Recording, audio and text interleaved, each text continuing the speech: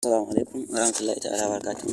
Yan uwa ɗalibai barka da wannan lokaci, fatan mun tashi lafiya. Allah ya sa haka, amin. So insha Allah a cikin wannan bidiyo zan yi demonstrating dalla dalla yanayin da kowa zai fahimta yanayin da aka je ka soke application na MT4 ko MT5 ka kuma saita shi is either demo ko kuma kai connecting ɗinsa da broker naka wacce ya zama cewa ka fi jin daɗinta ko kuma kana son amfani da ita.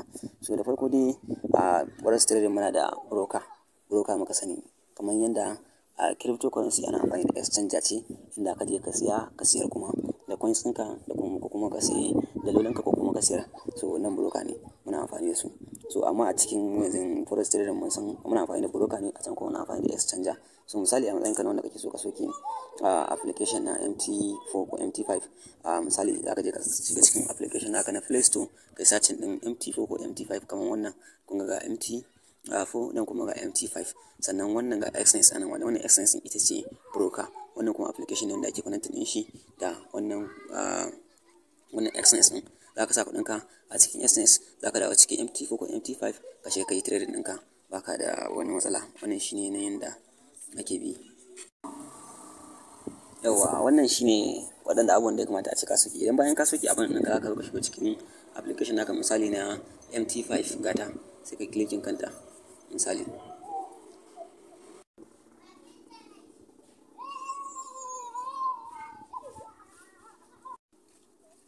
Yawwa, bayan ka yi clicking kan shi zai shigo da kanan wajen. In shigo da kanan wajen ga abubuwan da ake kira da fees nan.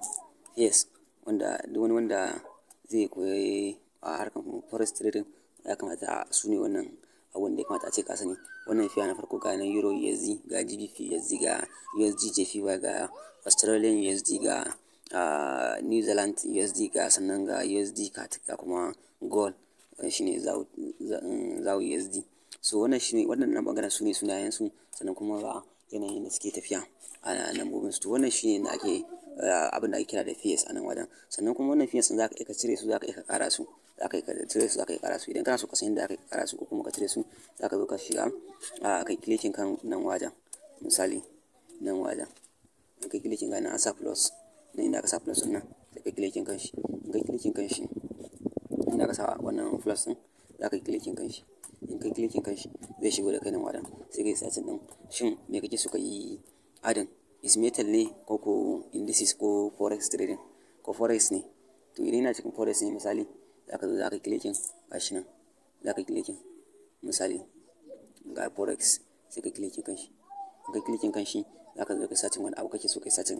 Idan kuma ka gan shi a wajen gashi nan a nan wajen misali a ƙasan nan, in ka gan su gasu nan za ka ta yin ƙasa, za ka ta yin ƙasa misali gasu nan duk wanda kake so. Idan kuma ka san sunan wanda kake so kai searching ko za ka yi rubuta shi a nan wajen misali, a nan wajen ina so in searching ɗin misali USD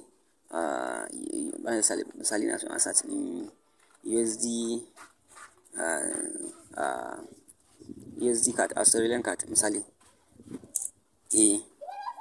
AUD misali CAD misali gashi ya fito, kun gan shi a nan wajen gashi ya fito, kana clicking kan shi to kun ga ya ɓace, to ya tafi can wajen ne, ya tafi can wajen. Kana danna cancel za ka koma, in ka koma za ka gan shi, kana yin back za ka gan shi a can ƙasa ya koma misali,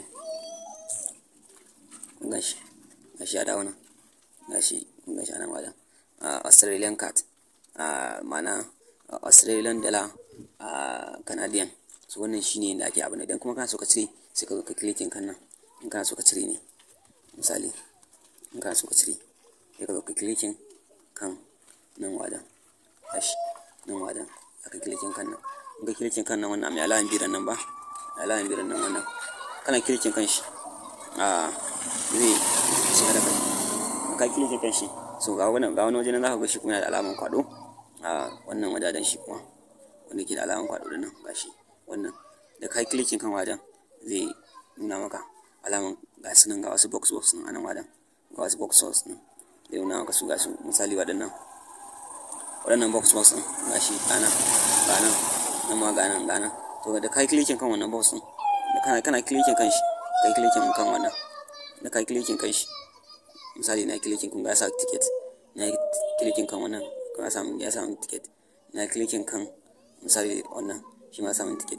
To ina danna wannan box ɗin gashi nan, shi box ɗin still da wannan box ɗin da na danna shi za su fita. za ku gani kun ga sun cire.